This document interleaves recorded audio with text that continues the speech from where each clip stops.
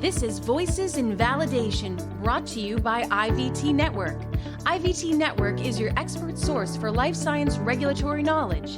Voices in Validation brings you the best in validation and compliance topics. We interview industry experts from pharma, biotech, med devices, and laboratories. Here is the host of Voices in Validation, Stacy. Welcome to another episode of Voices in Validation, brought to you by the IVT Network. In this episode, we share a session from our recent Solution Summit with OpenText. As you listen in, we hear about the volume of data in life sciences, the technology platforms, and the drivers for intelligence. Covered here are medical innovations, patient applications, wearables, and Internet of Medical Things, and how they all impact our compliance efforts. This episode will also be available on YouTube and through the IVT Network's product page, where you can download the video and follow along with the slides. Have you ever wished you could time travel? How many times have you done something and immediately wished you could undo it? Or how many times have you wished you knew the outcome of something beforehand? Or, as my children would say, have you ever wished that you could get a do-over? Maybe press Control Z? Well, you are at the right place today. Welcome to the Get Smart with Your Data.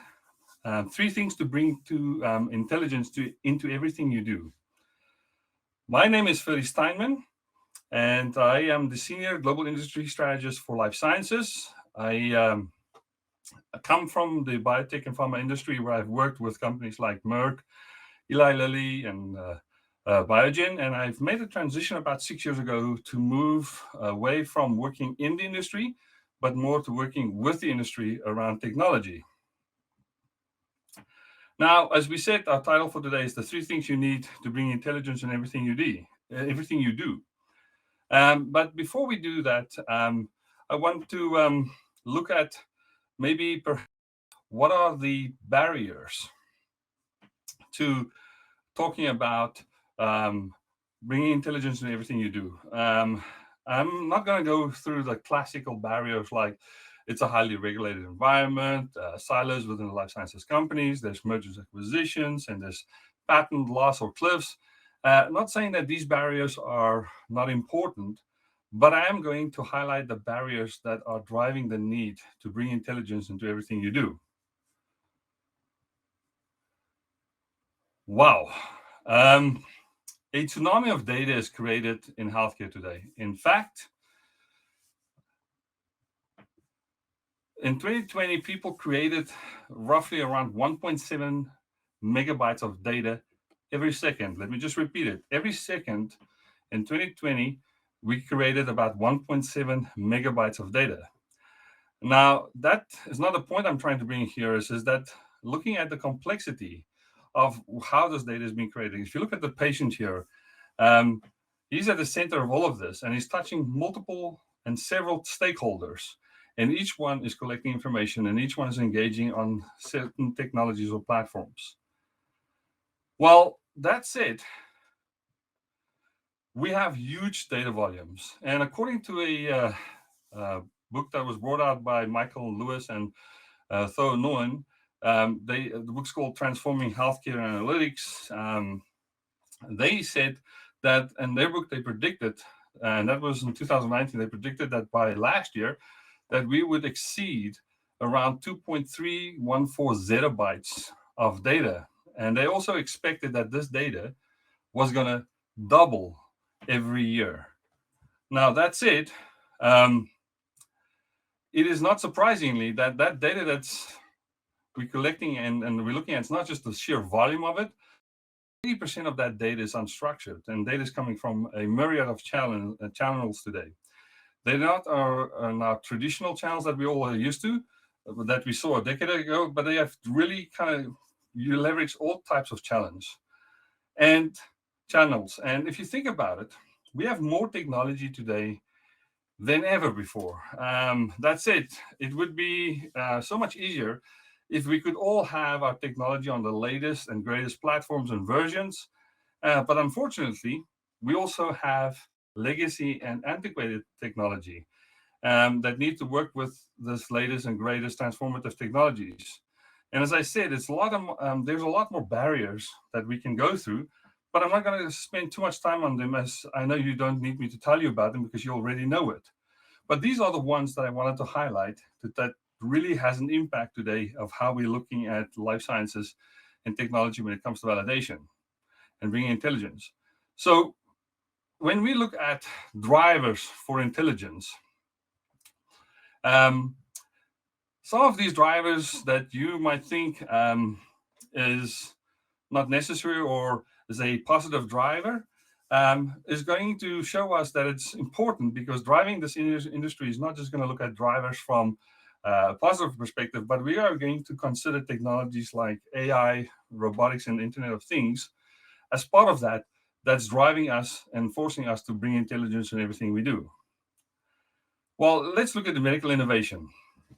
It's bringing new opportunities in that patients are engaging in new innovative ways with us.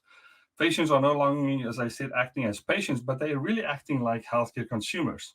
Plus, we have seen more come to life sciences in the last decade than all of mankind's existence. And this means engagement with patients has changed, and with the way we collect the data. So we have to communicate and share information with each other. We know we have pills and capsules that patients take that can help actually now today drive adherence and compliance with patients. Pills that can tell a healthcare provider, for instance, or any pharma company, a manufacturer, if a patient has taken his or medication, when it was taken. In fact, as when I was in sales, we always said that the biggest failed drug was the one that wasn't taken. Apart from that, we have applications that physicians use. I mean, think about it today. Our physicians can now make better decisions faster and diagnosis. They can use something like an iPad or a smart device to determine if a patient has a malignant skin cancer. Or what about the fact that patient applications? There is a ton of them that's been developed every day, basically, it feels like. But patient applications are used in clinical trials. It's also just the regular patient management programs that we use, and that's all collecting data. Or what about the fact that we have wearables? And this is a space that is exploding today.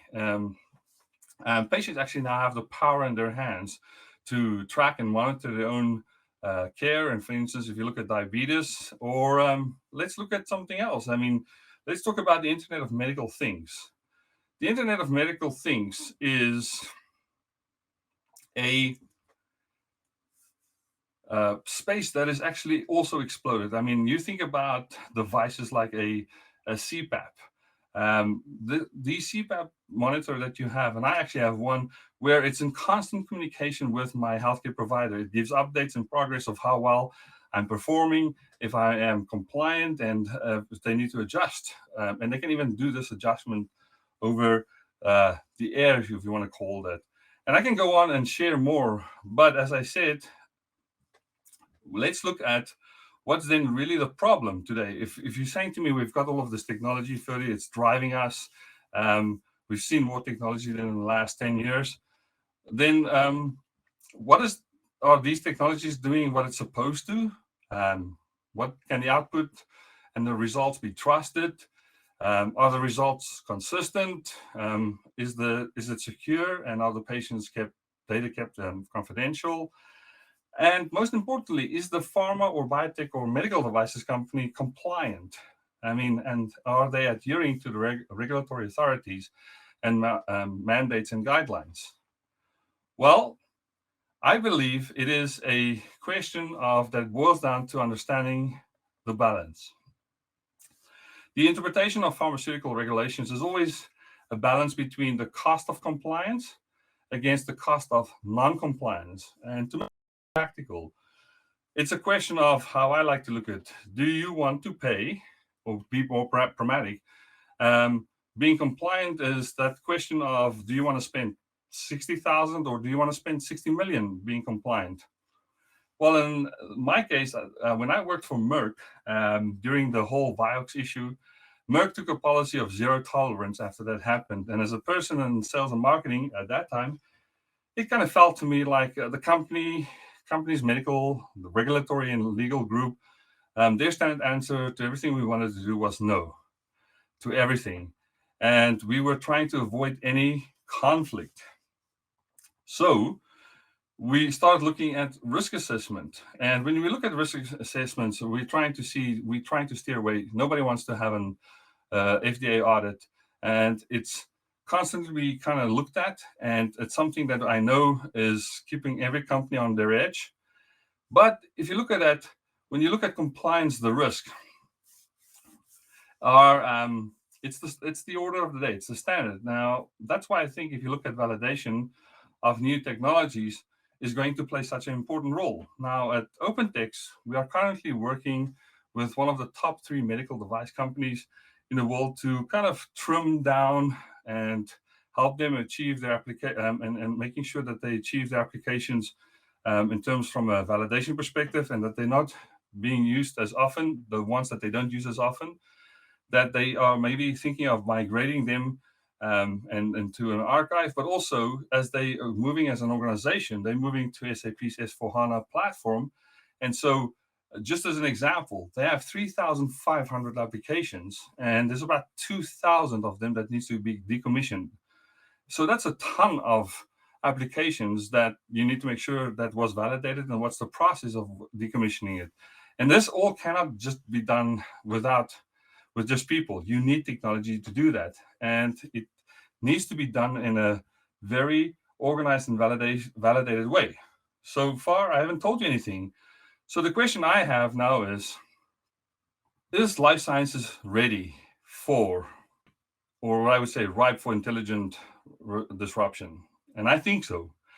Here's why. Because I think if you look at the current macroeconomic and competitive dynamics, it made life sciences ripe for disruption. Why?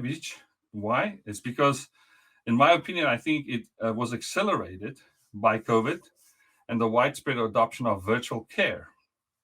Now, in order to remain competitive, life sciences companies will need to evolve their kind of internal capabilities. They got to look at their product mix. They got to look at their technology solutions.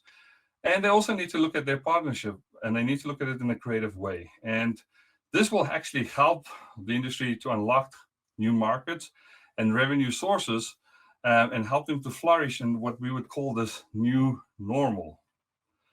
Now, it's important when you look at that not only is it right, but it's also calling for more and better and safer data solutions. And as data is created today, it will exponentially grow, as we discussed earlier. Just to let you know, today, every day in the US, 10,000 people are turning 65. And if you look at those comorbidities, you look at the telehealth, you're looking at the wearables, just from last year, was 0.65 billion wearables that is now all generating information. And they're using this new technology.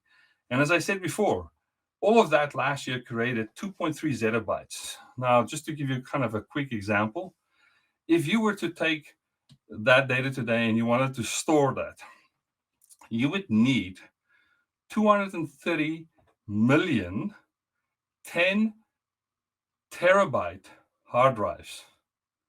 Let me repeat that. You need 213 10 terabyte hard drives. And that's only for last year. This is going to double every 2 years. So there is a need to make sure how we capture this information and how we store it.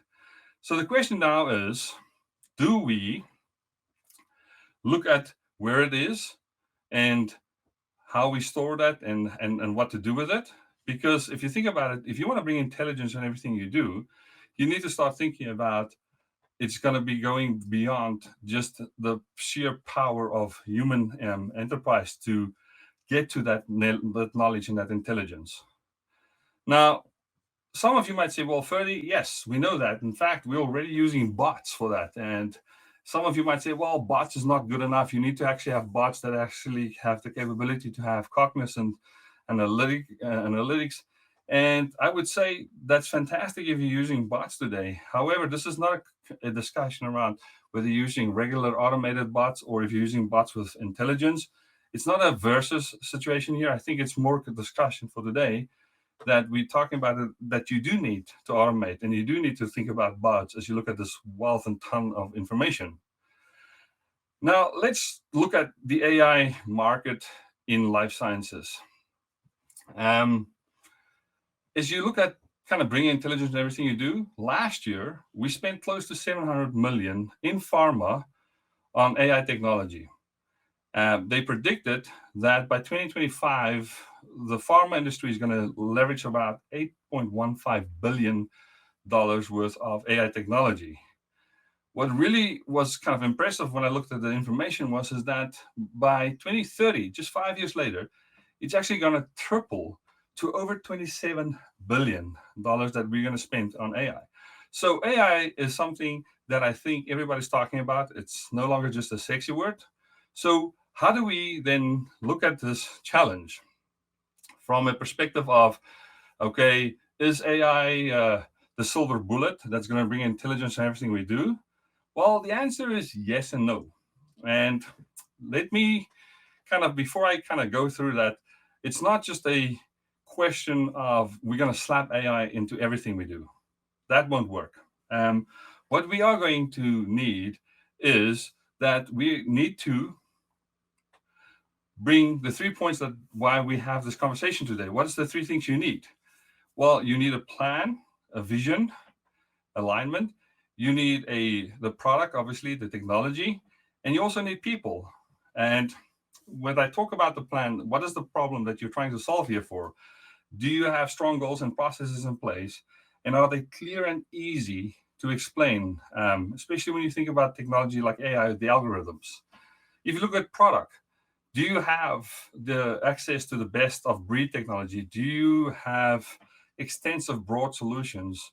And more importantly, can your solutions integrate into other solutions that you have, be it legacy technology or the latest and greatest?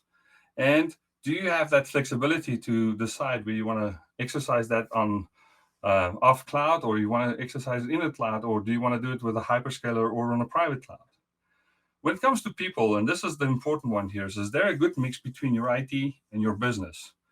Are they on the same page? Do they understand the vision and the goal? Do you have trusted subject matter experts? And are you and your team adaptable as this environment is growing? And are you agile and flexible? And then as well, key important here is do you have the ability to truly collaborate and work together?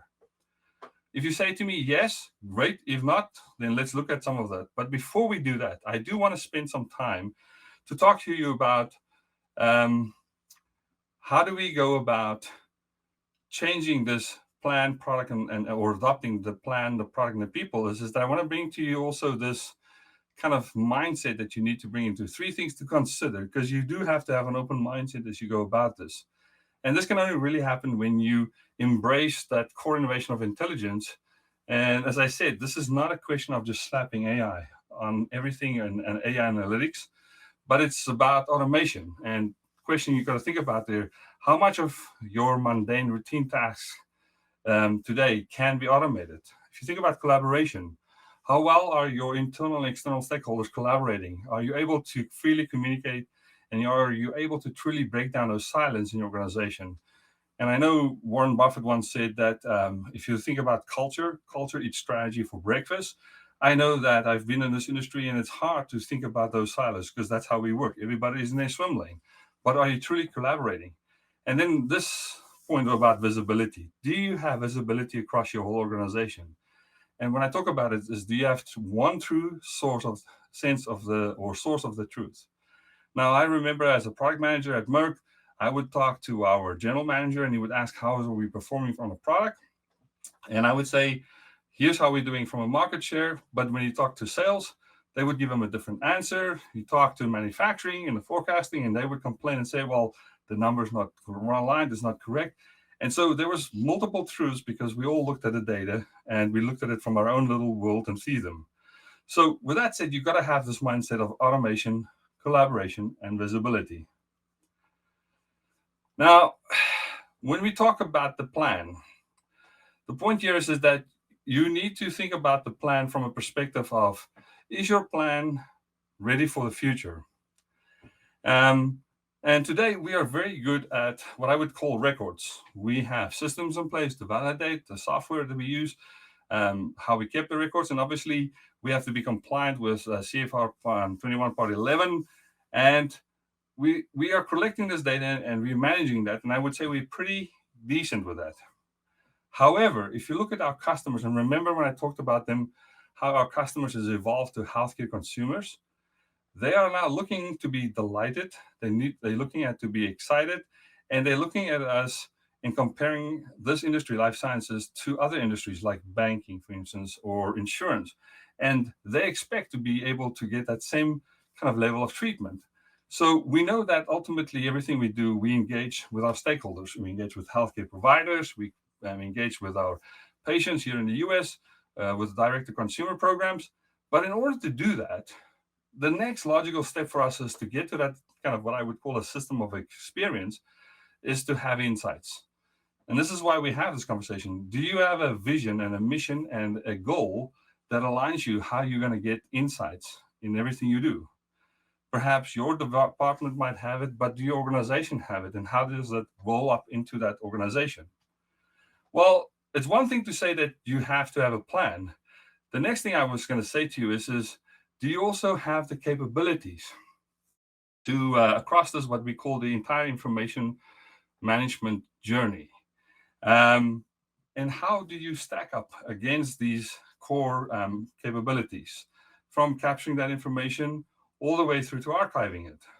Now, as you can see there with OpenText, we actually have that capabilities that span that whole kind of journey across the whole information management journey.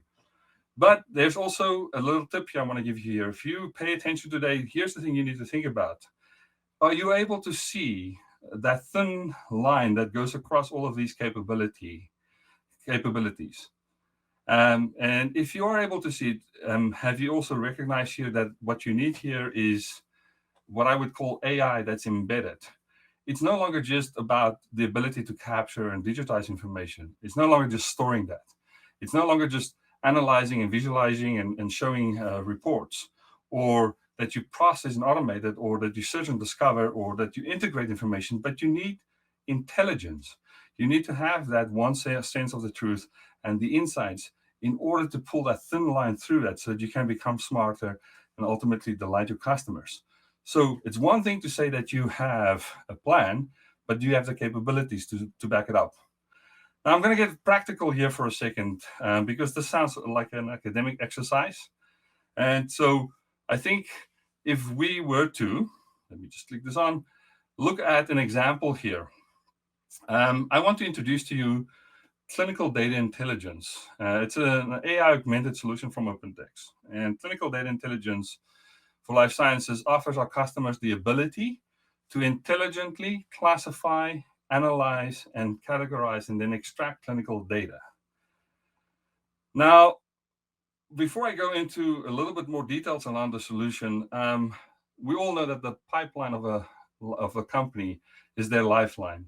And we've also seen in the recent times that our clinical trials, the ROI, is continuing to drop. Now, you know that this is a point where and again, I'm not going to go through all of this information, but if you look at the fact that it takes us so long to get new products to market, and the fact that you look at all of those challenges, there's this kind of key takeaway. The points that I want you to focus on here today is that we have high volumes, we have complex documents, and they're very high human touch fashion. And that in itself all results in delays, which are costly. So we understand that this is a challenge. And so, as I said, the pipeline is the lifeline of any pharma company.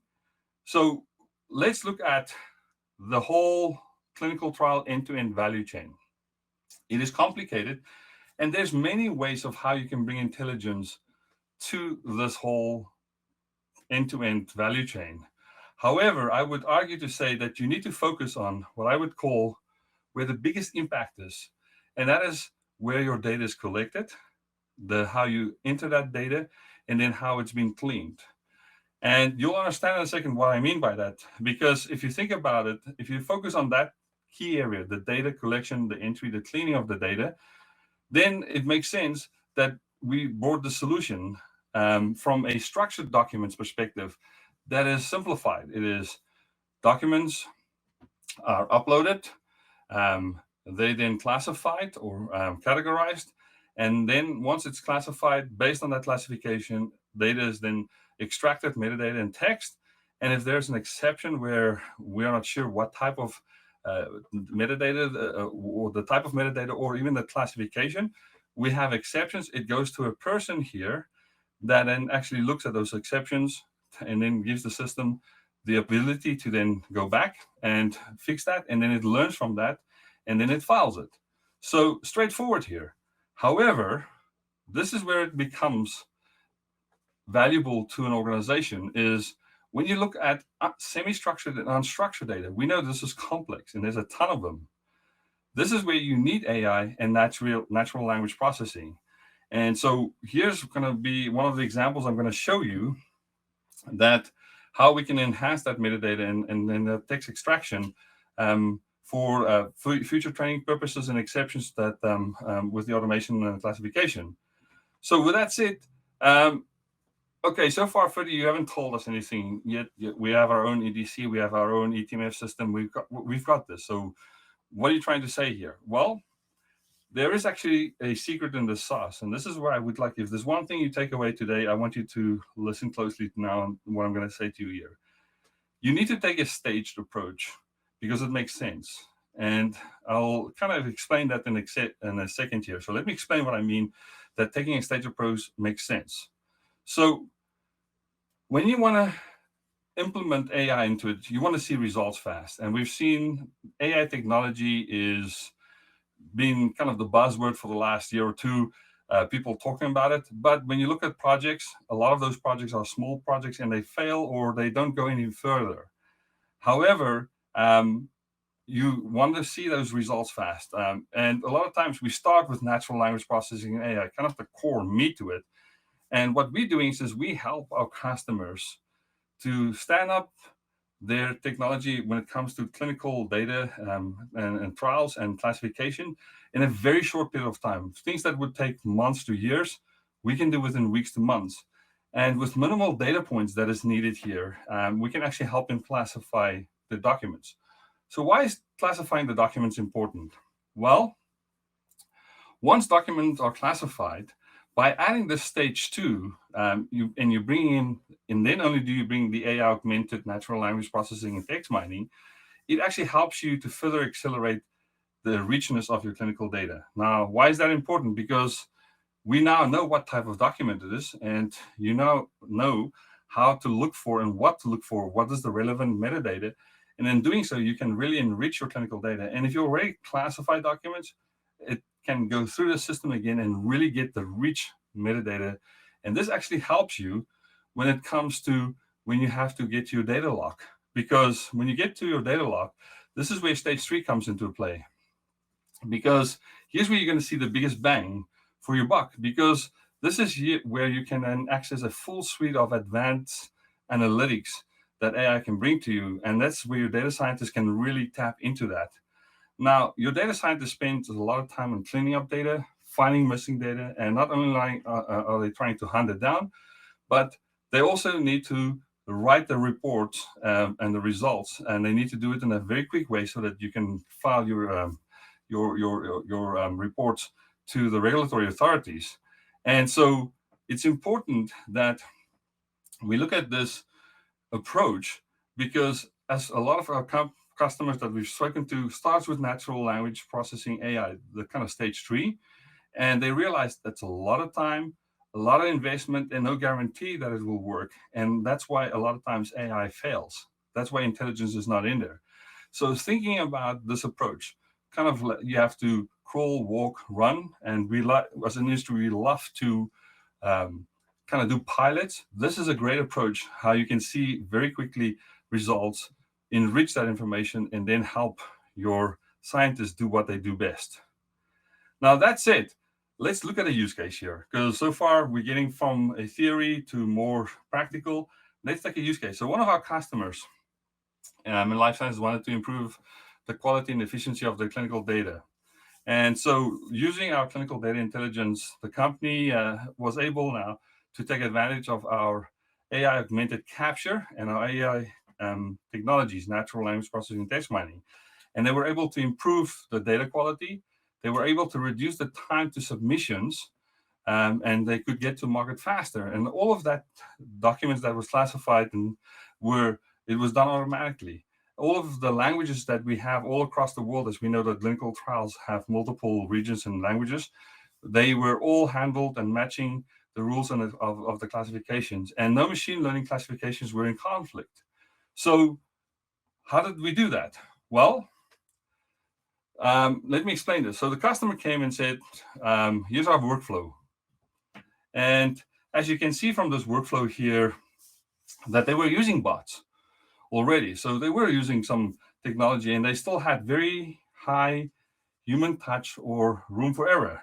As you can see, with these red boxes, they had to send and submit it. There was a person involved. They actually had a huge center of excellence group that had to analyze and compile the metadata. It was then routed, and then if there was verification and there was data missing or wrong, it had to come back. So the company came and said, well, we want to use natural language processing and AI. And they looked at multiple vendors. And when they saw that, they realized it was going to be huge. It was going to be a major event for them to try and do with all of the millions of documents that's been captured in the clinical trials that's going on. So what we did is, as OpenText, we kind of looked at that process and said, we can simplify that process by reducing the level of human touches and by automating it. And it was already automated using their bots, but now we could bring intelligence by taking that stage approach. And we were able to then help them extract and get to that metadata. And so I think it's clear here that when you look at how we address this clinical data intelligence, that without data, you are just another person with an opinion, as what Professor Deming would say. Well, I would add to that and saying that without smart data, you're just another person with an opinion. So far, we've spoken about, okay, the plan that you should have a vision. We talked a little bit about the people, the mindset, and the capabilities that you need. Now I would like to switch gears and talk a little bit about talking about the products or your partner and the information that you have to collect and that you have to understand. We know that this is a very complex space. We know that you have all of these different business systems that you have to work with, and then also you have the ecosystem of your trading partners, your customers, your suppliers, and your vendors. So what you do need is that you need to look at this from a core intelligent information core. And what I mean by that is that you need to look at the applications, the platforms, the networks that you work on, and you need to see how you're going to bring intelligence and have it in a secure environment. And you need that information core at the center of that. And that's one of the things that I can say to you, that with OpenText, that's what we provide our customers. And it's all wrapped in that kind of security, because everything now is virtual and digital. That's it. We do have a broad portfolio solution here. We have analytics capabilities. We've got AppWorks, which is our business processing, and we've got content services, which is the core of data. But if you look at customer experience, business networks, how you integrate internally with your applications, also externally, and then security and even legal. We have a lot of strong and a wide, broad solution portfolio. But more importantly is that all of these pillars, if you want to call it, has that one thing in common, that we bring information management, that intelligence in the applications, the platforms, and the networks. We bring those insights because it's embedded. It's not just slapped on. Now, and the reason why I said that that's important is that you need to look for a company that has the resilience that can bring you those core kind of capabilities, as I spoke about. So if you think about the digital experience, that's the experience your customers are looking for. If you look at the business networks, how you integrate. If you look at the content services, the managing of that information, the validation of the data that you collect, and the compliance and regulatory, and then the security that you need with it. It all has to provide you that resilience, but at the core of it, you need to have that advanced technology that can help you with information management. Now, that's it. Here's why OpenText for Life Sciences. We provide expert end-to-end capabilities, as I said. So we know our customers have in some areas strong capabilities, but in other areas we can complement and come alongside that. You also need to think about how you enable and how we actually enable our customers by integrating these antiquated legacy systems with the newer technology. It's one thing to say, well, we just rip it out and put new technology in, but we know that a lot of investment and time goes into that. So how do you make your existing current technologies more efficient and smarter? And then, as I said, we provide that solution. I know a lot of times I use the example, when you have a hammer, everything looks like a nail. When you work with certain partners and they have certain solutions, they're trying to sell just that solution. At OpenText, we actually look at it and say, what is the problem we're trying to solve here? And we bring that intelligence in all of our technologies and solutions to the table and says, how can we make it smarter? Because you have to have that intelligence embedded. The freedom. This is important because as a customer, you want to have that freedom, that flexibility, whether you want to go on a cloud, off the cloud, or if you want to have a hyperscaler, a hybrid of that, or even a private, you need to be able to think about it. And we know that when you do go into the cloud and there's all of these updates, how long and how much the investment is to just validate the systems and making sure that you're compliant. So that's one of the things I would say, that's why OpenText for Life Sciences. Now that's it. We started our conversation talking about, wouldn't it be great if we could time travel or get a do-over because of sometimes the challenges that we go through in validation of our information and being regulatory compliant and that. Well, I would say that if you're trying to validate your technology today without the augmented AI embedded as a core into everything you do, and without the 3 Ps, having a plan, a vision, getting that alignment and with your people internally and externally, and having a product or partner that kind of come alongside, it's going to be kind of like you get stuck in a time loop. And we at OpenText want to help you so that you don't feel like you want to kind of get a press Control Z. So with that said, I want to thank you for listening.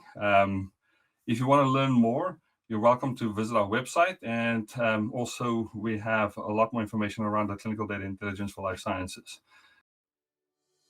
Once again, we thank our guest, Ferdi Steinmann from OpenText for his insights. I also want to give a big shout out to our producer, Ben Kitchen. Most importantly, thanks to you, our valued listeners. With your help, we saw tremendous growth in 2021. Please share this episode with your friends, colleagues, and online networks. And don't forget, you can help us out with your 5-star review in your podcast player of choice. If you have topic requests or guest suggestions, we'd love to hear from you about that as well. And if you liked this training style episode, please visit shop.ivtnetwork.com/product for a complete list of available training videos, on-demand webinars, and industry tools. We'll be back again next week with another great interview. Until then, make it a great week.